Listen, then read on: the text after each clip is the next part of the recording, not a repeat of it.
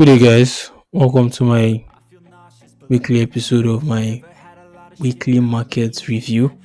So, basically, in this video, I give you guys a rundown of every trade that I executed during the week that just passed and every single trade that I missed out on during the week that just passed. So, it's basically a review of setups that I executed and setups that I was meant to execute that I probably missed out on due to one or two things, and I'm giving you guys a reason as to why I missed out on those trades. So without wasting much time, let's get right into the video. So firstly, starting off, I have Card Chef on the list.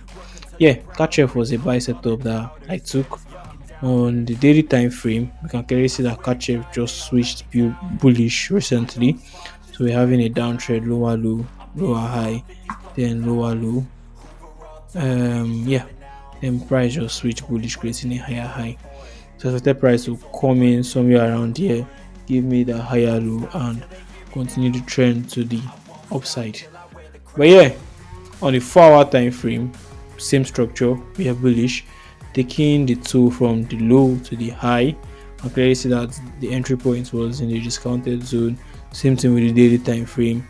I spotted my entry model, which you can see right here, V-shape recovery, price then broke structure to the downside, but before breaking structure to the upside, the price pulled back down, giving me this liquidity right here. Then it broke structure to the upside. So basically, I expect price to come back into this green block, tap my entry point, and basically run to the upside. That's what I expect from Card Chef. But the market decided to do otherwise. It just went straight to my SL. That was my first L for the week. Yeah, and the next pair I have on my watch list before I go into Euro JPY, I'll basically go into GBP Chef. It's not even on my watch list. The next pair I executed during last week here was Euro JPY. And yeah, I will explain why I executed this trade. It's a buy trade though. Now, pay attention, pay very close attention.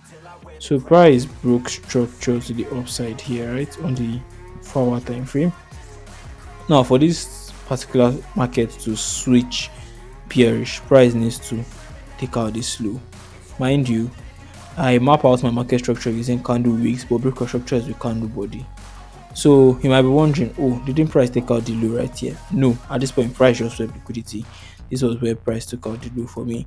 I might be wondering, but yeah, before we get to even that part, so you start wondering about what happened in that part. Let's focus on where we are right now. Now, price has not broken structure here.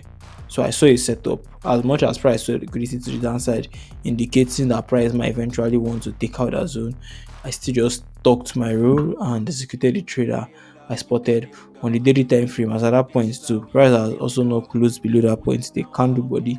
So we're still bullish on the daily on the 4-hour time frame, in my opinion.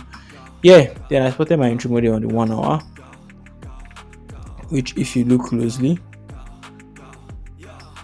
price V-shape, broke structure, pulled up, pulled back down, give us that liquidity, pulled up, then price came, just trashed my SL. Didn't respect the QMR or anything, just trashed my SL.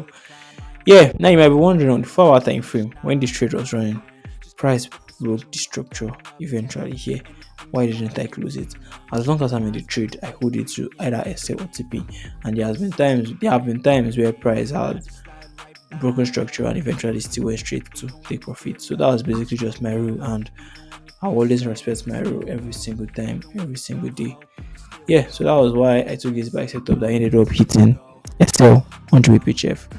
Now the next pair that I executed, which was part of the trades that helped me pass my 400k. Okay, part of the trade that gave me payout on my 400k Naira Trader funded account. Yeah, so basically what happened here, we were bullish, price broke structure to this upside. Now for the market to switch bearish, price needs to come and take out this low right here, right? What happened? I had an entry model, which was my V-shape recovery, price of liquidity, so it broke structure. After breaking structure, pulled up, pulled back down, pulled up, giving that liquidity point right here. Now I know that okay, if price take out this zone, we switch bearish. But as long as I have an entry point and there's liquidity, close to where I'm expecting price to take out this low. Having in mind after price takes out a low, there's meant to be a pullback for some period before continuing the downtrend. Yeah, I have it in my rules to execute trades like this. But yeah, this is kind of very discretionary. It's not totally mechanical every single time. Yeah. So I had my limit on right here. Price targeting around to the upside. Now after I do my first withdrawal, this trade was still very much active and price pulled down again at this point. Well, I experienced Shigeo last week because of I had trades that I did not set my limit and they tagged me in and they ran without me. And this was part of those trades because as much as price has not gotten into my take profit or gotten into my LCL, I'm still very, very much always interested in executing those trades. Yes. But yeah, it is what it is. That's it for Euro JPY. Now the next pair that I missed out on, I didn't really miss out on this pair per se, but although price came back to my entry point, but because I didn't have my limit on, I still didn't get tagged in. But although the first entry for this pair, I was still processing my payout, so I could not execute any trade.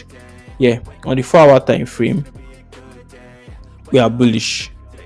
Daily time frame, we are bullish. Now on the 1-hour time frame, you see that my entry model showed up. Price pulled down, pulled up, giving a V-shaped recovery. Price then broke structure to the downside. After that, price recovered. Then price pulled down again and pulled up, giving that liquidity point right there. Price then tap into this my order block right here, round to the upside.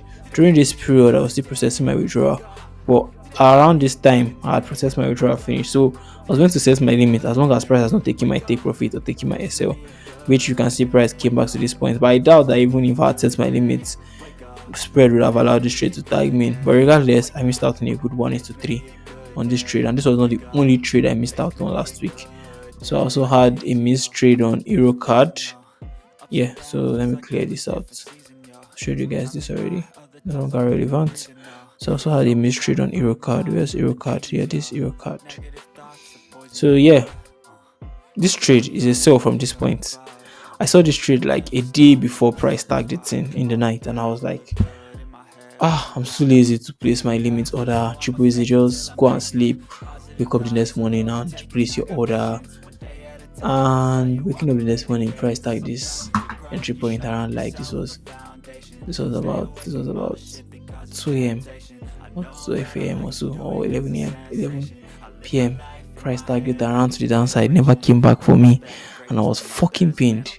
In fact, I'm still even pained I missed out on this trade because I could have made good money and withdrew from my funded account from this particular trade. But yeah, it is what it is. It's a very simple trade. Same idea with Euro JPY. As much as we're still bearish, and I know that if price take out this high, we switch bullish. But at the same time, like I said, price we switch bullish and still retrace back. And as long as I have an entry close to where price is switching bullish, I will execute it. So that was the idea behind this trade. And I think the trade has completed is 1:3. It should have though. Let me confirm.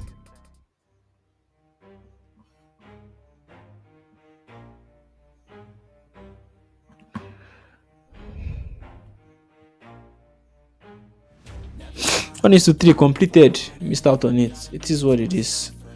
Yeah, so I missed out on two beautiful trades. Euro card ADJPY. Euro JPY, I capitalized on it till I got my withdrawal, but I still missed out on it again. So that was beautiful 9R. Although Euro JPY has not gotten to full take profit here. But yeah, I'm going to calculate it as a trade has gotten to take profit. That would have been beautiful 9R. But yeah, I also took a loss on Euro card right here, which I'll show you guys right now. After price switch bullish, she expect me to be buying, right? Now I saw an entry point right here, which I executed. So I'll show you guys the QMR I took the trade from. This was the QMR right here.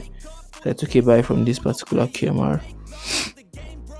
Yeah, this. And this was my liquidity point. I think this was my. So I use this as liquidity. So that means I brought this QMR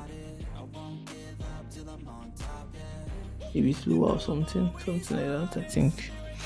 Yeah, price took my stop loss on this trade and decided to participate in this other one below. But nobody knows if this will even still get to take profit or if it will just still end in SL.